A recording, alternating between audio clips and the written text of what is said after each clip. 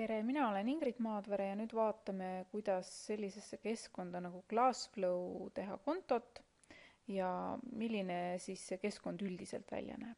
Ma olen siis läinud aadressile glassflow.com ja konto loomiseks pean klõpsama siia Create an account, et loo konto. Siis viiakse mind lehele, kus ma pean kõigepealt otsustama, et kas ma olen õpetaja, teacher või õpilane, student. Kui ma olen õpetaja, siis ma klõpsan siin teacher nupu peale, panen endale kasutajanime, siis küsitakse mu eesnime ja perekonnanime, meili aadressi, 2 korda salasõna ja kas ma siis tahan saada meile selle kohta, et kuidas Glassflow tegutseb ja mis on paremaks muutunud, et siia, kui ma kirju ei taha saada, siis ma ei pane linnukest ja kindlasti pean ma panema linnukese, et ma olen lugenud tingimusi.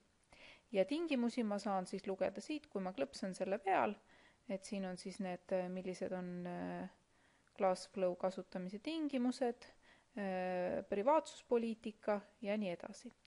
Siis all ma pean kindlasti klõpsama veel selle peale, et ma ei ole robot, et ma lihtsalt klõpsan selle peal ja sellega ma annan siis märku, et ma ei ole robot ja siis klõpsan sign up. Et see oli siis õpetaja registreerimine. Siia keskkonda saavad ka õpilased teha kontosid. Sellisel juhul klõpsan sellel rohelisel nupul sign up as a student ja nüüd on niimoodi, et õpetaja võib-olla on andnud juba koodi õpilasele ja siis ta, kui ta registreerub, ta läheb kohe kindlalt ühe klassi alla ja siis, kui tal on üks konto olemas, siis tal on väga mugav siis iga tund sinna ilusti sisse logida, et paneb siis klassi koodi, siis kasutajanime, eesnime, perekonnanime. Siin on meili aadress on optional, see tähendab, seda panema ei pea, et kui mõnel õpilasel ei ole, see ei pea, ja 2 korda salasõna. Ja siis peab nüüd panema linnukese, et minu õpetaja või lapsevanem on läbi lugenud need tingimused ja siis klõpsan sign up. Nii, aga minul on õpetajakonto olemas, et sisse logimiseks valin ma siit siis login ja login sisse. Ja kui ma olen sisse loginud, siis avaneb mul järgnev aken, et siin on siis, ma olen praegu nagu esilehel, siin ma saan kohe hakata kas mingisuguseid ülesandeid tegema või polle tegema, siis ma näen, mis siin on parasjagu aktiivselt, mida kõige rohkem teised õpetajad on teinud.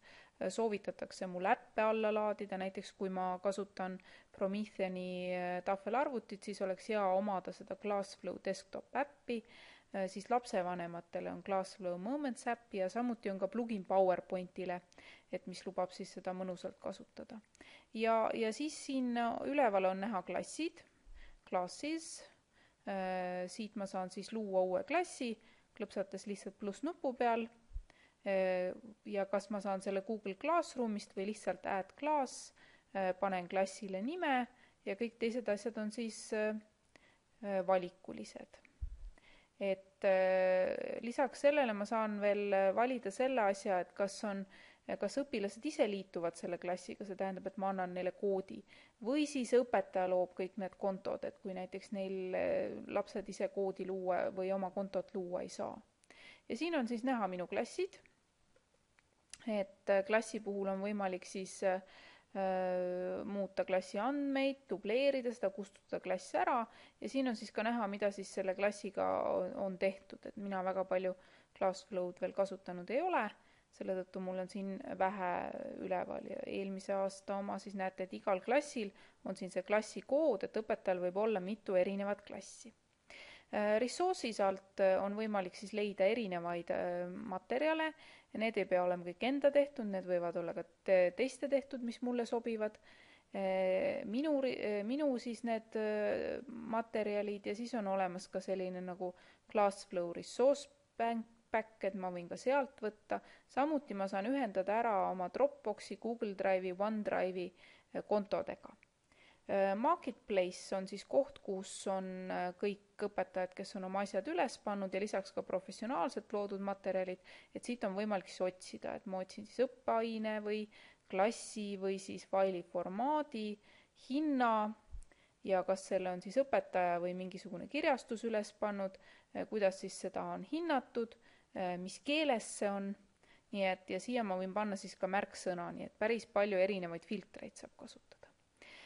Nii, aga siin üleval, siin on siis see karikamärk, tähendab seda, et selles keskkonnas on võimalik ka luua õpimärke, siis siin küsimärk, see viib mind siis sinna, et ma saan kellegagi, kui ma olen hädas, siis ma võin alustada mingit uut vestlust siis arendajatega või siis kasutajatega. Ja kus on mu nimetähed IM, kui ma seal klõpsan, siis siit ma näen oma kontot. Siin on olemas mingisugused need raportid, kui ma olen midagi teinud. Ja siit on võimalik ka välja logida. Nii et ma lähen siia Home lehele tagasi, nii et selline päris palju võimalusi pakkuv keskkond.